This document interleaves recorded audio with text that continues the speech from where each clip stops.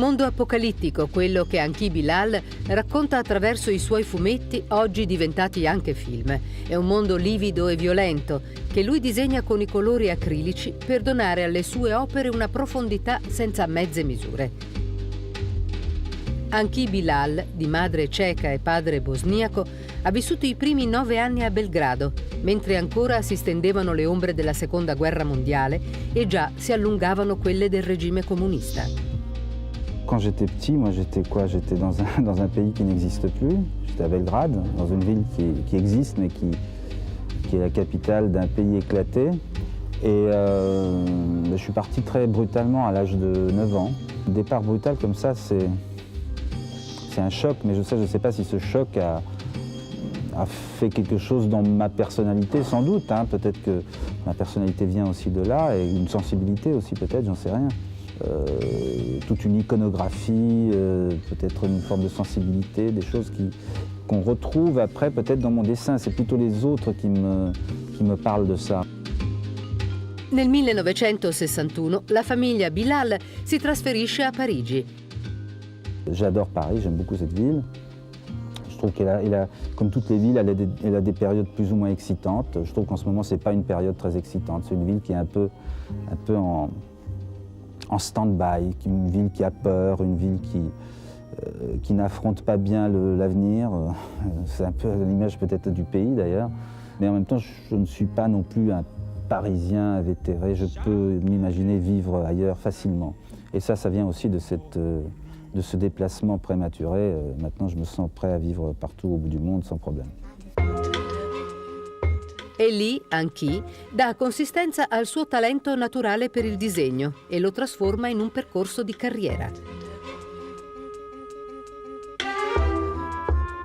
Le talent dans le dessin, dans la musique, dans beaucoup de domaines, on le sent très vite ça. Déjà, c'est le regard des autres. Hein. Moi, on m'a encouragé parce que je dessinais bien. À l'école, on me disait « mais qu'est-ce qu'il dessine bien ?» etc. Donc tout ça, ces encouragements faisaient que j'étais motivé et que je prenais de plus en plus de plaisir à dessiner. J'avais envie tellement fort de m'exprimer par ce moyen d'expression que les étapes se sont enchaînées presque naturellement. Et j'ai forcé sans doute le destin à un certain moment parce que j'ai beaucoup travaillé, beaucoup dessiné. J'ai passé 3 mois aux Beaux-Arts en me rendant compte que ça ne m'apporterait rien. Et voilà, c'est comme ça que j'ai remporté un concours et j'ai commencé à travailler pour Pilote. Nel 1972 inizia la sua collaborazione con la rivista Pilote, per la quale cura le illustrazioni, le copertine e le storie. Le cinéma, pour moi, c'est une passion au même titre que la bande dessinée. Quand j'étais gamin, j'allais au cinéma et je dessinais ce que je voyais au cinéma. Chaque semaine, je voyais un film différent et je revenais et je commençais une nouvelle bande dessinée parce que je commençais une bande dessinée qui était inspirée du film que je venais de voir. Donc je changeais de genre, je passais d'un péplum à un western, à un film d'espionnage, enfin bon, bref. Oui, le premier film, c'est Bunker Palace Hotel. C'est un film qui est réellement inspiré d'une partie de mon univers graphique, avec des thèmes sur la fin d'une dictature, sur la manipulation, sur l'excès du pouvoir, la folie du pouvoir.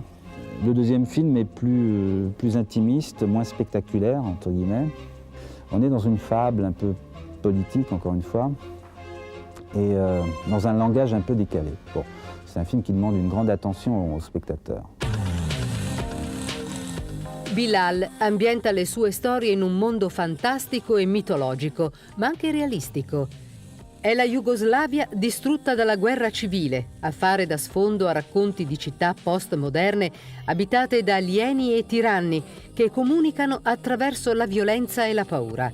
E con il suo stile dark, Bilal sa evocare atmosfere forti e forti emozioni.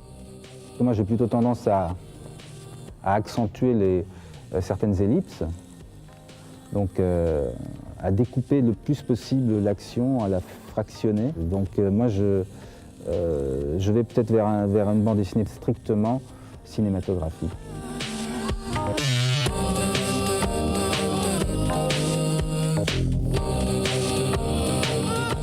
Les villes que je dessine, je crois que ce sont des villes déjà d'aujourd'hui. Hein. On est dans des métropoles, on connaît des métropoles qui deviennent tentaculaires et qui deviennent angoissantes, dangereuses, inquiétantes.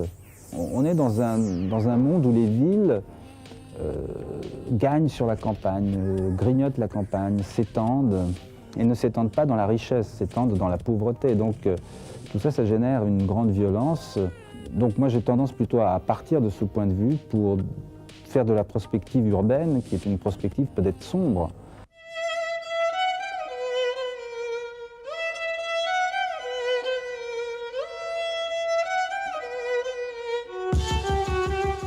Ce que je pourrais dire à un jeune qui commence aujourd'hui, ce serait peut-être d'essayer d'aller au bout de sa passion, parce que je crois que c'est ça qui lui garantira peut-être l'ouverture de certaines portes. Je ne sais pas si... il y a un problème dans la bande dessinée aujourd'hui en France, donc partout ailleurs, mais la France étant peut-être le pays le mieux placé pour la bande dessinée actuellement. Le problème, c'est qu'il n'y a plus de magazines, de supports, donc c'est un peu des vitrines pour les jeunes, et il n'y a plus ça. Donc il est difficile aujourd'hui de percer dans la bande dessinée. Donc je pense que ce sont les plus passionnés, ceux qui en auront le plus envie.